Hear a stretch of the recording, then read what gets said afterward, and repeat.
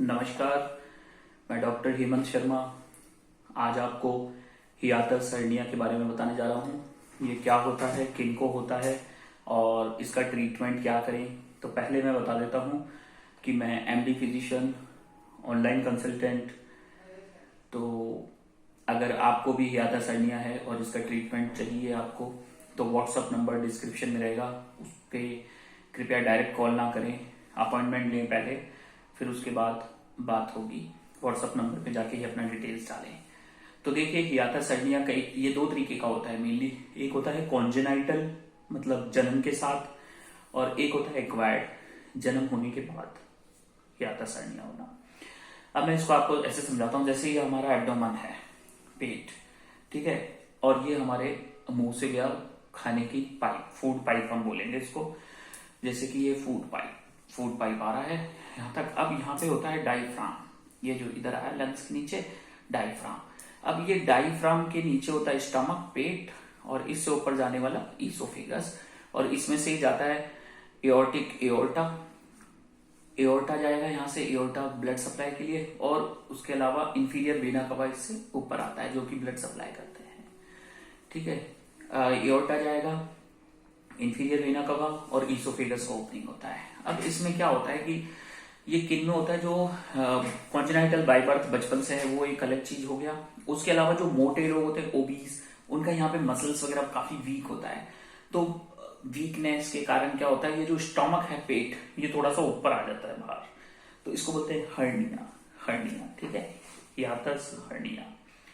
अब ये स्टमक अपनी कैविटी से थोड़ा सा बाहर आया, तो ये हियातस हर्निया। स्मोकिंग के कारण भी होता है, जो स्मोकर्स होते हैं उनका भी ये वीकनेस होता है यहाँ पे, ठीक है, तो उसमें आ सकता है। दूसरा, एल्कोहलिक्स, अगर आप शराब वगैरह पीते हैं, या फिर बहुत ज्यादा वॉमिटिंग होती है, उल्टी बार बार वॉमिटिंग अगर आपको होती है, एग्रेसिव, तो फिर आपको हियातस हर्निया हो सकता है। या फिर कुछ केसेस में अगर आप ड्यूरिंग मोशन, जब आपको मोशन होते हैं उस समय कब्ज रहता है और बहुत ज्यादा तेजी से प्रेशर लगाते हैं, तो उस समय भी हियातस हर्निया का चांसेस रहता है। ये सारे कॉजेज हैं। और अब ये जो हियातस हर्निया है, इसका क्या होता है, कॉम्प्लिकेशंस में क्या क्या डेवलप होगा, गर्ड, मतलब आपको कुछ केसेस में तो ये ऐसा होता है कि बहुत कॉमन है, कुछ केसेस में तो पता ही नहीं चलता, कोई सिम्टम नहीं आता, अपनी जिंदगी जीते हैं और दुनियावी लोग छोड़ देते हैं हियातस हर्निया, ठीक है। पर कुछ केसेस में ऐसे सिम्टम्स आते हैं जैसे खट्टी डकार आना, जीभ पे कुछ कड़ा कड़ा लगना या खट्टा लगना, और हमेशा जी घबराना, सोते वक्त सांस फूल जाना, सांस नहीं आना, खांसी जैसा लगना, फेरेंजाइटिस भी हो जाता है, रिफ्लेक्स बार बार आता है एसिड ऊपर, इसकी वजह से, क्योंकि वो कैविटी से बाहर स्टमक थोड़ा सा आ गया है। तो ये सारे सिम्टम्स होते हैं। बैरेट्स ईसोफेगस हो सकता है, ये कॉम्प्लिकेशन है। तो इन सबका ट्रीटमेंट होता है अगर सिम्टोमेटिक है, और अगर कोई सिम्टम नहीं है तो मैंने कहा नो ट्रीटमेंट इज रिक्वायर्ड, अगर सिम्टम्स नहीं है। अब ये जनरली क्या होता है, मैक्सिमम केसेस में मेडिकेशन से ये ठीक हो जाता है, मतलब जो हम दवाइयां देंगे उसी से ये हियातस हर्निया जो है ये ठीक हो जाता है पूरी तरह, मतलब अपने उसमें कैविटी में जाएगा नहीं। पर जो इसके सिम्टम्स है, जैसे गर्ड मैंने बोला, रिफ्लक्स, उल्टी जैसा मन करना, हमेशा जी घबराना, जलन होना यहाँ पे, तो वो सारे मेडिकेशन से ठीक हो जाते हैं, जो कि आपके रिफ्लेक्सेस को कम करे मेडिकेशन, और जो आपको एसिड कम बनाए, तो वो मेडिसिन का हम यूज करेंगे, उससे आपको काफी ज्यादा आराम मिलेगा। अब मैं आपको और चीज बताता हूँ, इसमें क्या होता है कॉम्प्लिकेशन में, कई बार जैसे खट्टी डकारें आ रही है या रिफ्लेक्स हो रहा है, तो हम उसको एस्पिरेट कर सकते हैं, तो एस्पिरेटरी निमोनिया हो सकता है। तो ऐसे केसेस में treatment is must, treatment required है। अगर आपको ऐसा लगता है उल्टी जैसा जी कर रहा है, पेट में जलन हो रही है, तो इसका डायग्नोसिस कैसे करें, जो बेस्ट डायग्नोसिस है वो है एंडोस्कोपी। एक तार अंदर डालेंगे मुंह में, एंडोस्कोप, और उससे पूरा देखेंगे तो उसमें हमें पता चल जाएगा ये हर्निया है।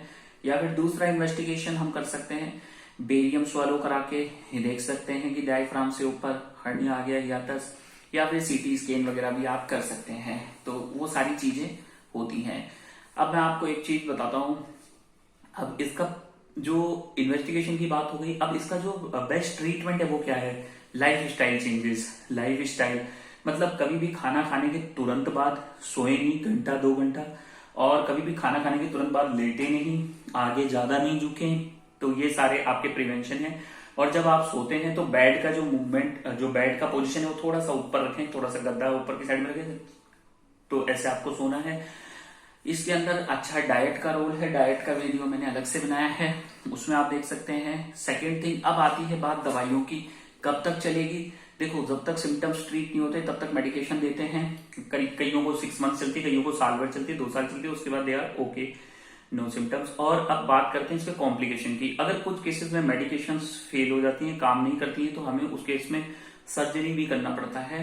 कई बार इसके कॉम्प्लिकेशन मैंने बताया, रेस्पिरेटरी निमोनिया हो सकता है, ये ट्विस्ट हो सकता है, वॉल्वुलस बन सकता है, तो उस केसेस में सर्जरीज इंडिकेटेड होती हैं। अदरवाइज मैंने क्या कहा, आप इसको जल्दी पहचान जाएं, अर्ली डायग्नोसिस हो गया तो treatment is possible with medications, life style. अगर आप सिर्फ मेडिकेशन लेते हैं और लाइफ स्टाइल फॉलो नहीं करते हैं तो ट्रीटमेंट पॉसिबल नहीं है। तो life style, exercises and medications very important, और एजुकेशन रिगार्डिंग दिस डिजीज आपको पूरा नॉलेज होना चाहिए। लास्ट में थैंक यू, धन्यवाद, नमस्कार, गुड बाय।